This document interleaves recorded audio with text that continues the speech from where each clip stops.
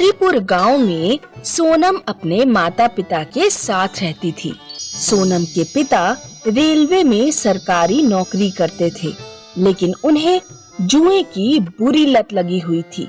इसीलिए सोनम की माँ को कपड़े प्रेस करके घर का खर्चा चलाना पड़ता था। सोनम, मोबाइल बाद में चला लियो, पंडित जी के घर जाकर ये कपड़े दे आ। बस माँ, ये वीडियो पूरी देख लेने दो, फिर जाती हूँ। उठ रही है या नहीं? अभी गरम गरम प्रेस तेरे हाथ पर रख दूंगी। पूरे दिन यूट्यूब में ही घुसी रहती है। अरे क्या हो गया? उसे क्यों डांट रही हो? तुम तो कुछ ना बोलो तो ही सही। अगर तुम बेशरम की तरह जुए में पैसा ना उड़ाओ तो मुझे ये प्रेस का धंधा करना ही क्यों पड़े।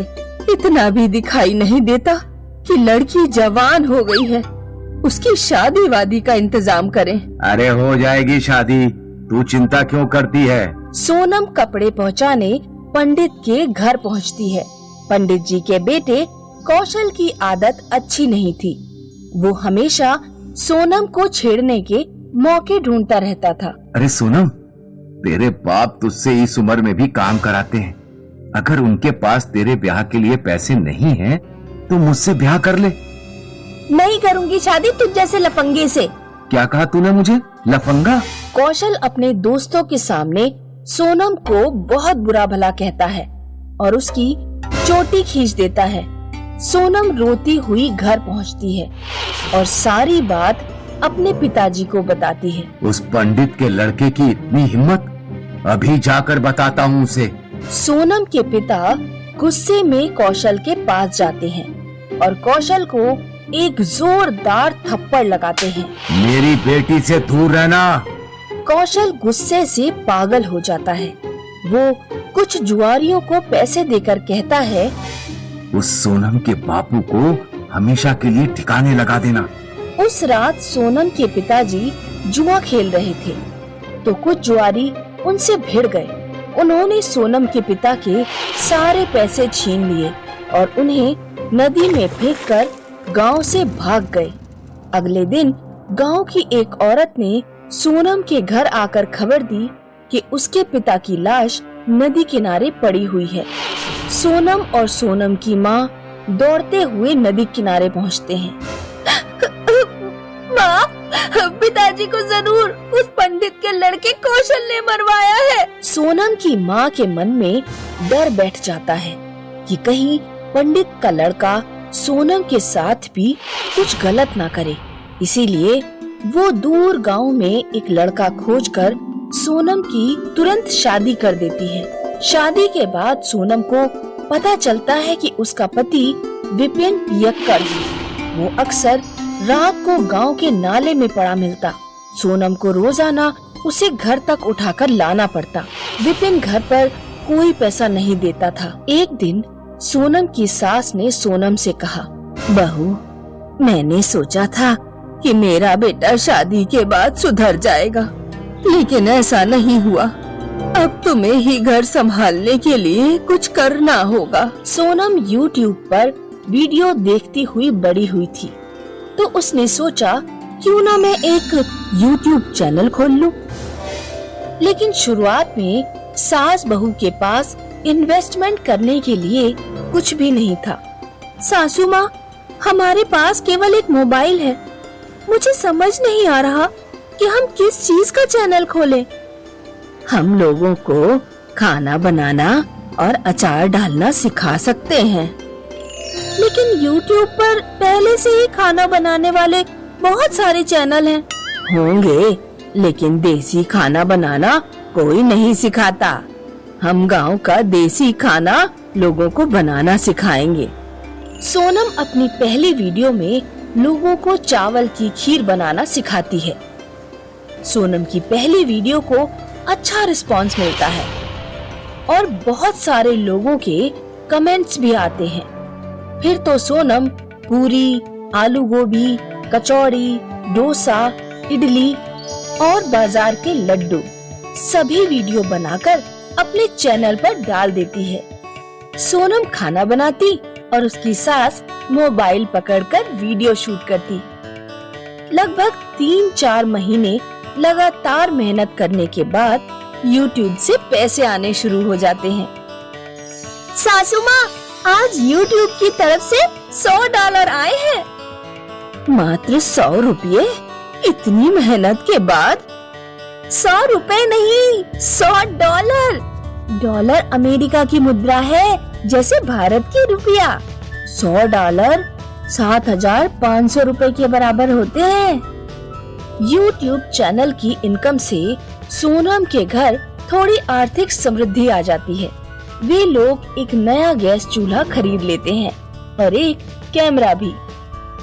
एक दिन जब सोनम दूध से खोया बनाना सिखा रही थी तो अचानक भगोना गैस से फिसल गया और गरम गरम दूध सोनम के ऊपर गिर पड़ा।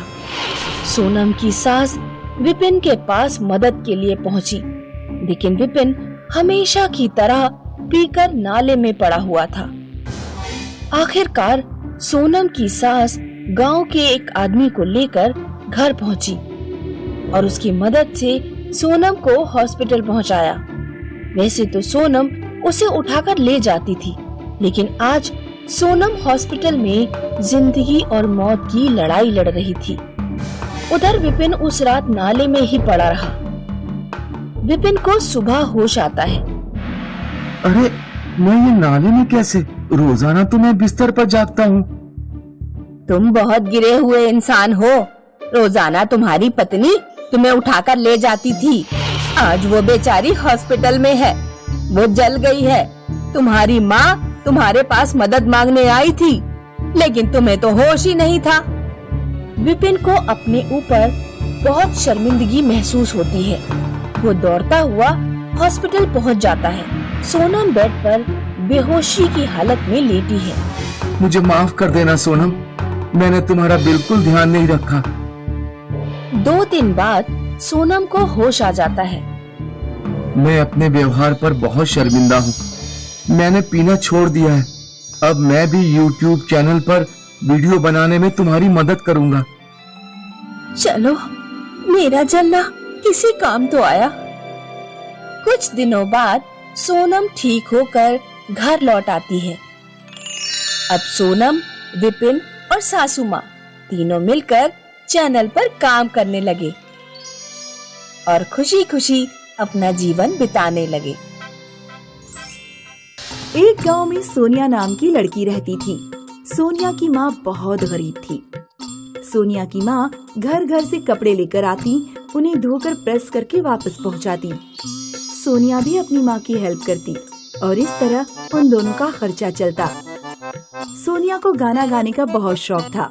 वो काम करते हुए भी रेडियो पर गाने सुनते रहती और जब भी टाइम मिलता अपनी आवाज में गाना शुरू कर देती। एक दिन सोनिया ने अपनी माँ से कहा, माँ, मुझे एक स्मार्टफोन दिला दो, मैं अपनी आवाज लोगों तक पहुँचाना चाहती हूँ। तेरा दिमाग खराब हो गया है क्या? तेरी शादी के लिए पैसे इकट्ठे करूँ या तुझे स्मार्टफोन दिलाऊं? मेरे पास स्मार्टफोन के लिए पैसे नहीं है। अगले दिन सोनिया अपनी फ्रेंड से एक सिलाई मशीन मांग लाती है और कपड़े सिलने का काम भी शुरू कर देती है। थोड़े दिनों में सोनिया के पास इतने पैसे हो जाते हैं कि वो एक स्मार्टफोन खरीद लेती है और टिकटॉक पर वीडियो बनाने लगती है। एक दिन सोनिया की माँ जब घर पर आती है तो सोनिया टिकटॉक पर वीडियो बनाने में व्यस्त होती है। तू गाना गाने में लगी है और कपड़ों पर प्रेस कौन करेगा? ये गाना वाना छोड़ दे, कल मैं तेरे लिए लड़का देख कर आऊंगी। मैं अभी शादी नहीं करना चाहती। तो क्या करना चाहती है? गाना गाने वाली बनना चाहती है? तेरी उम्र निकल गई तो फिर तुझसे कोई शादी भी नहीं करेगा। सोनिया की माँ सोनिया की शादी कर देती है। ससुराल जाकर सोनिया टिकटॉक पर वीडियो बनाना नहीं छोड़ती। एक दिन सोनिया के ससुर अपने बेटे से कहते हैं, अरे तेरी बहू गाना गाती है, टिकटॉक पर वीडियो बनाती है, गांव भर में हमारी बदनामी हो रही है। नई नई बहू को ऐसे काम करने चाहिए, तो उसे समझाता क्यों नहीं है? पिताजी, मुझे इस बारे में कुछ नहीं पता। तो अब तो पता लग गया। सोनिया का पति सोनिया से जाकर कहता है, पिताजी बता रहे थे कि तुम टिकटॉक पर गाना गाकर वीडियो बनाती हो। हाँ, मैं बनाती हूँ। मुझे बचपन से ही गाना गाने का शौक है। अरे लेकिन आस पड़ोस वालों का तो सोचो, तुम अब हमारे परिवार की बहू हो। देखो, जिस तरह तुम्हें खाना खाने, पानी पीने की जरूरत होती है, उसी तरह मुझे गाना गाने की जरूरत है। ये मेरी जिंदगी का हिस्सा बन गया है। मैं संगीत को अपनी जिंदगी से अलग नहीं कर सकती। सोनिया के ससुर सोचते हैं कि ये ऐसे नहीं मानेगी। एक बार जब रात में सोनिया सो रही होती है तो सोनिया के ससुर सोनिया का फोन उठाकर गांव की नदी में फेंक आते हैं। सुबह को जब सोनिया को फोन कहीं नहीं मिलता तो वो रोने लगती है। हे भगवान, मेरा फोन कहीं नहीं मिल रहा। मैं टिकटॉक पर वीडियो कैसे बनाऊंगी? अरे रो क्यों रही हो? मेरे साथ खेत पर काम करने चलो। वैसे भी हमारा खेत जमींदार के पास गिरवी रखा हुआ है। मुझे तो समझ नहीं आ रहा कि खेत को कैसे छुड़ाया जाए। मजबूरी में सोनिया को खेत पर काम करने जाना पड़ता है। एक दिन टिकटॉक कंपनी की तरफ से सोनिया के पास एक पार्सल आता है। उसमें एक लेटर भी होता है जिसमें लिखा होता है, टिकटॉक पर आपके 2 लाख फॉलोअर्स हो गए हैं। आपकी आवाज लोगों को बहुत पसंद आ रही है। हम आपको एक नया मोबाइल गिफ्ट कर रहे हैं। कृपया वीडियोस बनाते रहें। अपने नए मोबाइल से सोनिया और भी वीडियोस बनाती है और धीरे धीरे एक दिन ऐसा आता है कि वो टिकटॉक पर सबसे बड़ी स्टार बन जाती है। एक दिन एक म्यूजिक प्रोडक्शन कंपनी की तरफ से सूट बूट पहने एक आदमी आता है और कहता है, सोनिया, आपकी आवाज लोगों को बहुत पसंद आ रही है। मैं आपको 20 लाख का चेक देने जा रहा हूँ। आप हमारी कंपनी के लिए गाना रिकॉर्ड कीजिए। सोनिया वो पैसे अपने पति और ससुर को देते हुए कहती है, अब आप अपना खेत आसानी से जमींदार से छुड़ा सकते हैं। मुझे माफ कर दो बेटी, मैंने तुम्हारे टैलेंट को नहीं समझा।